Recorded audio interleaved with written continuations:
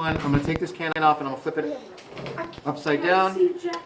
And we'll see what happens. You ready? 3, 2, 1. Yeah. Oh. Wow.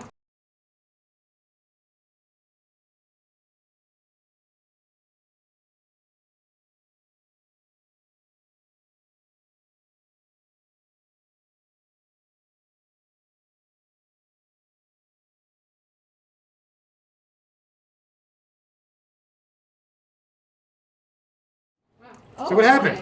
Wow. Oh, my God. I don't know. Why did that? It was exploded. It imploded. Wow. Do it again.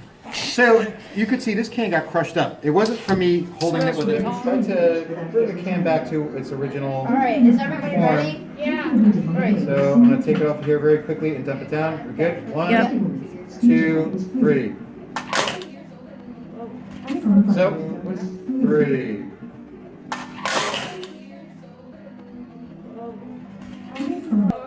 So what happened? It crushed him. Those air molecules got real quiet, real. Hot. It's been heating up for a while. Particles are flying crazy. What we're gonna, and some of them are escaping, and you can see the vapors coming out, right? What we're going to do is we're going to rapidly cool them down, and when we do that, what happens to the particle motion? Smells like caramel popcorn. They slow down. They don't have as much space between Not gonna them, have the steam. and they're really just kind of moving much slower. You might want to put it. Now, the particles on the outside of this, in the air, they're not changing. They're still bombarding the can and everything. So what's going to happen? You might want to hold it from up so you can put like the bottom in. Yeah.